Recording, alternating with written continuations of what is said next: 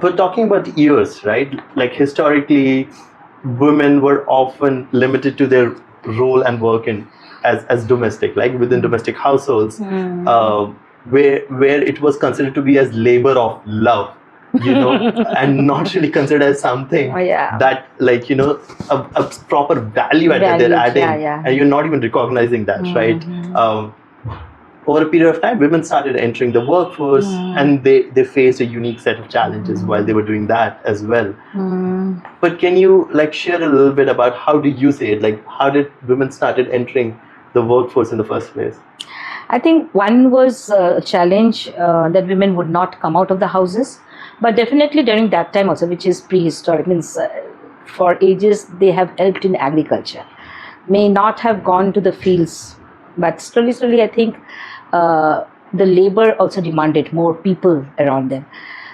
So they were doing some kind of a work, even sitting at home, looking after the cow, their goats. This always happened.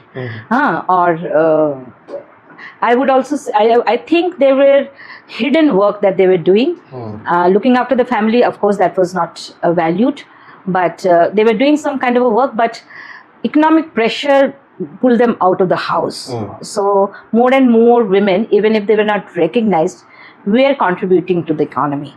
So, but the recognition started coming later, when we had to really get them together, to have a voice, to visualize them.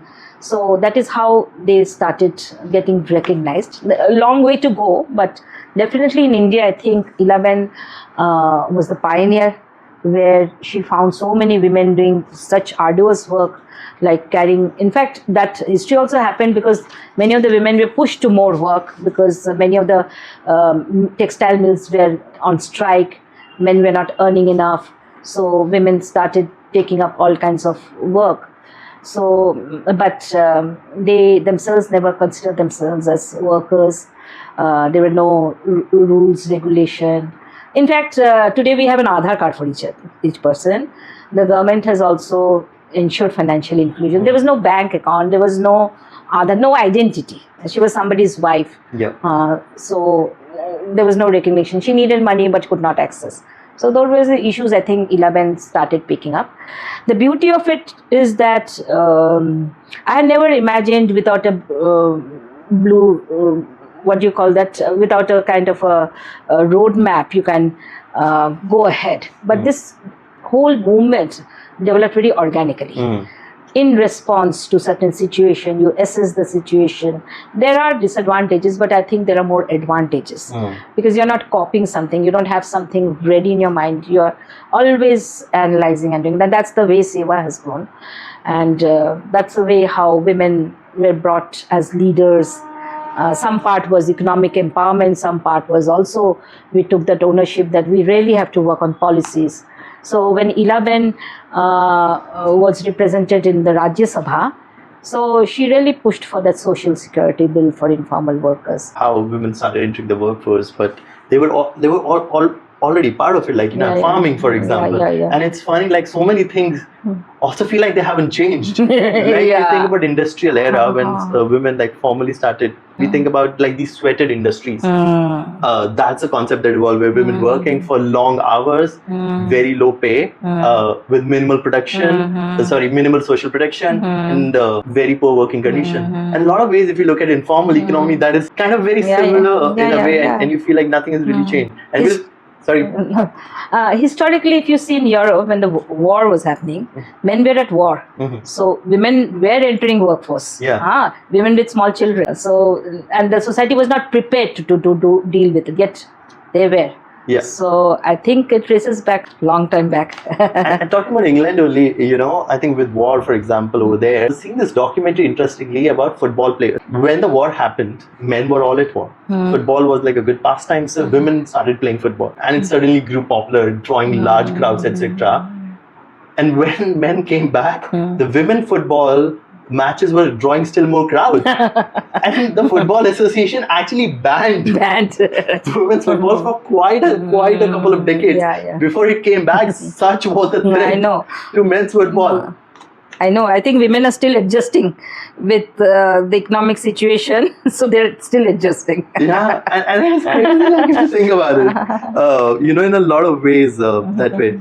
But I was also curious about how have your experiences been in the workplace, right? And if you compare it to the experiences of what your grandmother or great grandmother would have, how would her workday look like, and how is your workday different from her? First of all, I think my grandmother and all, they stayed in a very extended joint family, not even joint, extended joint family. So looking after the children was not one person's responsibility. The children got looked after.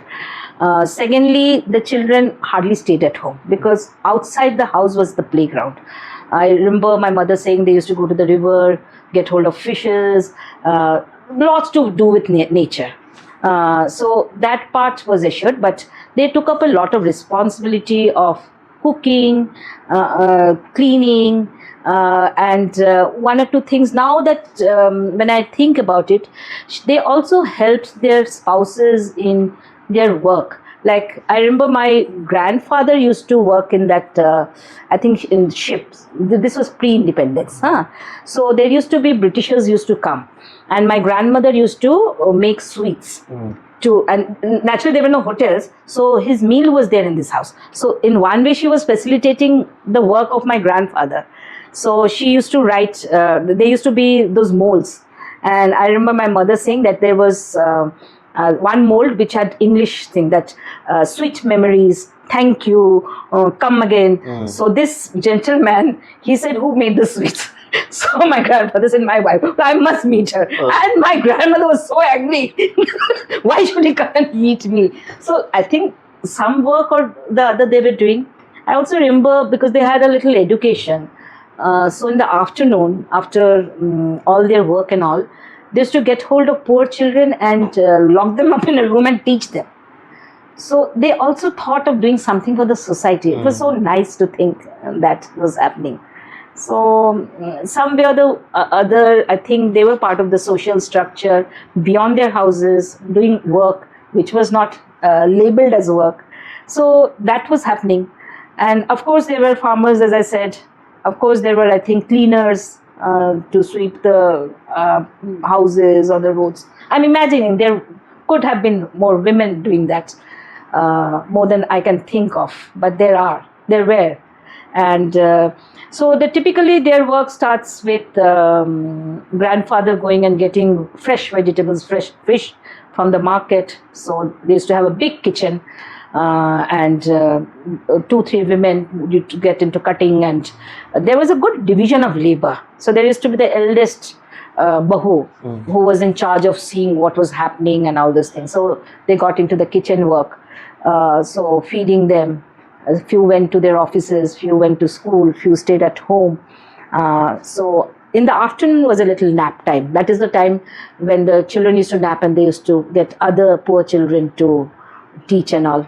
So in the evening, again, getting into the kitchen. But to tell that, I want to mention that the structures of the houses were so different from the societies that we live in, that many things were built around that as a response to the needs. Like for example, there was this big kitchen, and slowly when the families were also partying, so they had this kitchen overlooking a big space where the children used to play. So it was everybody's children. So the women used to always see who's coming from outside, how the children are while they were cooking. The structures were always built in that case. So I think that kind of facility was there, where it is the children get looked after by lots of people. The house is structured accordingly.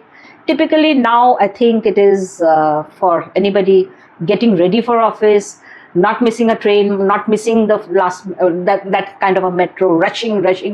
Too many things to arrange. Dependence on the domestic worker, and of course work itself is so demanding.